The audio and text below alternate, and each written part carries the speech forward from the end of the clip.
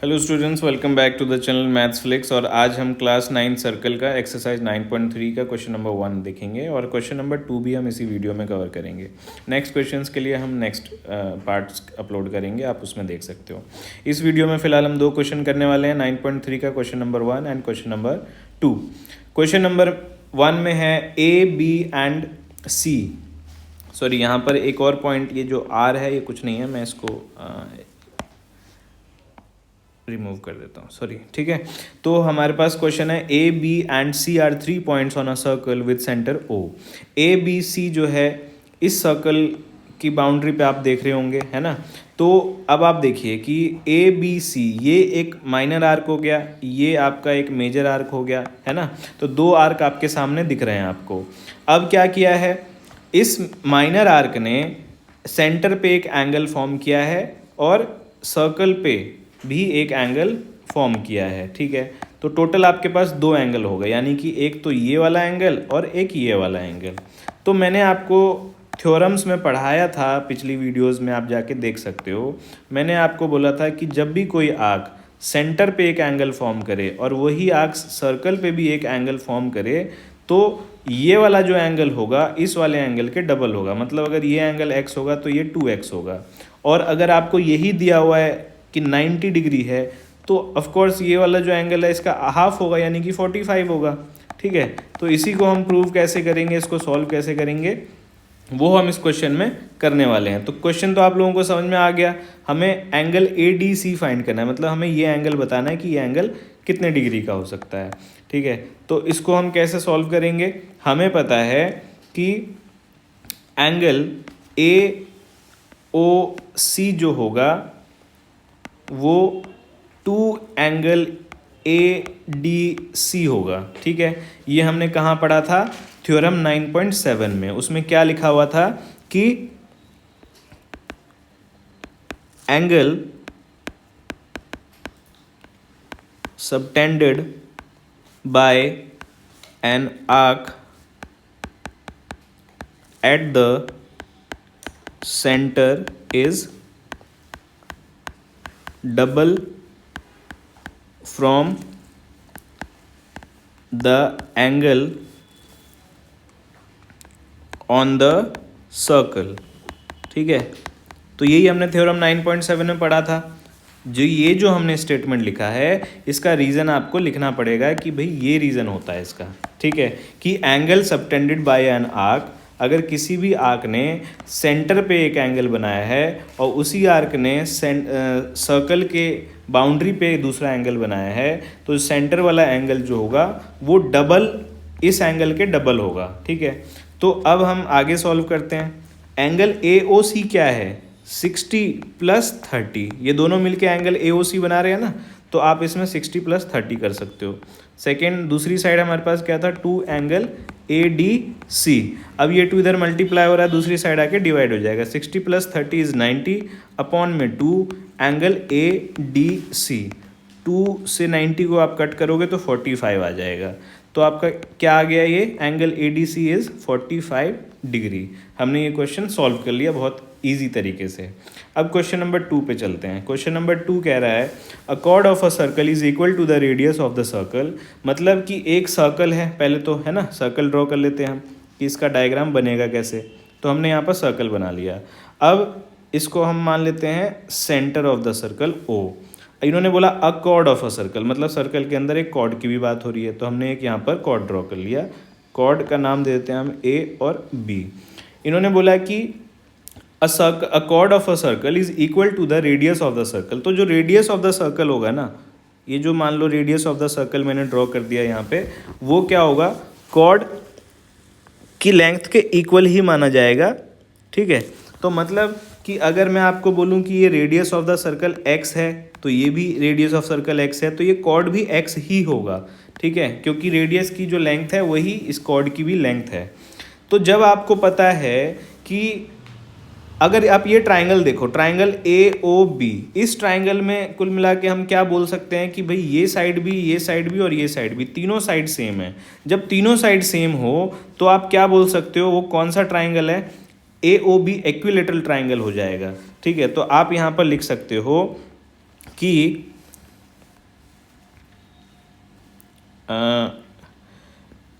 A O is equal to O B is equal to A B. ठीक है, ये क्या था, ये गिवन है क्वेश्चन के अंदर। ठीक है, therefore triangle A O B is N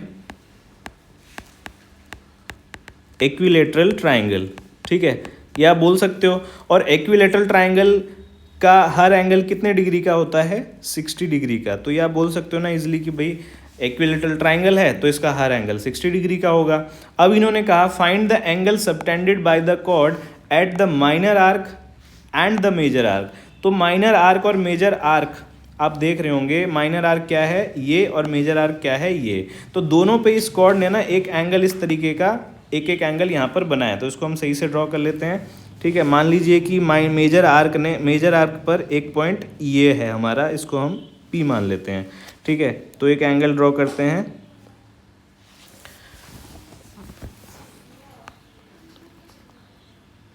ठीक है, ये हमने एंगल P बना लिया है मेजर आर्क पर। और अब एक और एंगल हम ड्रॉ कर लेते हैं इधर, मान लीजिए मैं बना देता हूँ Q।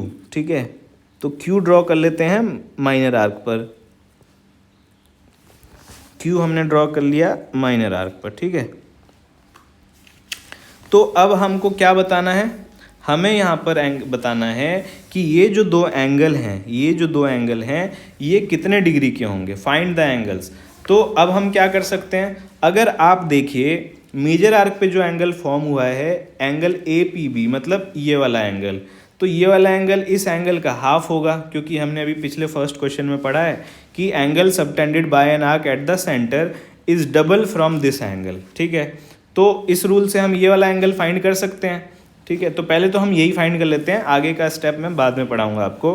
तो आप यहाँ पर बोल सकते हो इन द मेजर सेगमेंट। ये पूरा क्या है, मेजर सेगमेंट है आपका। इस कॉर्ड ने दो सेगमेंट में डिवाइड कर दिया है सर्कल को, एक माइनर सेगमेंट एक मेजर सेगमेंट। ठीक है, तो आप यहाँ पर लिखिए कि इन द मेजर सेगमेंट। ठीक है, आप लिख सकते हो यहाँ पे angle A O B is equal to कितना होगा, 2 एंगल ए पी बी होगा। रीजन क्या है इसका, रीजन सेम आएगा। ठीक है, angle subtended by an arc at the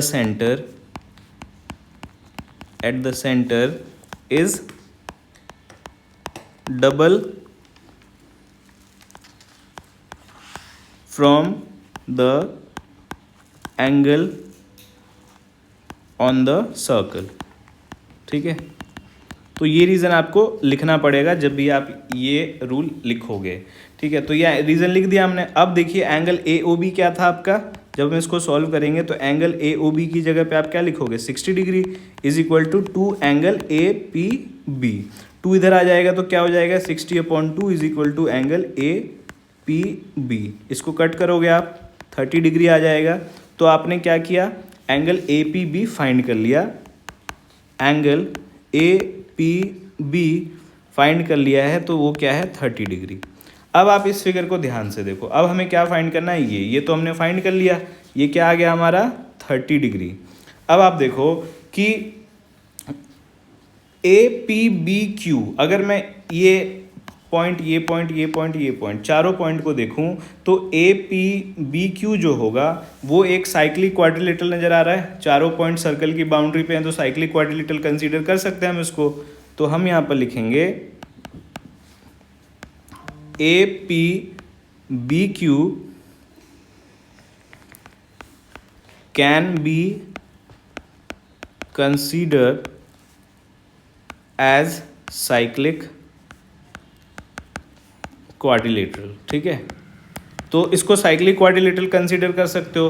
तो साइक्लिक क्वाड्रिलेटरल थ्योरम में आपने पढ़ा होगा कि अगर कोई भी साइक्लिक क्वाड्रिलेटरल होता है उसके अपोजिट एंगल का जो सम होता है वो होता है 180 डिग्री।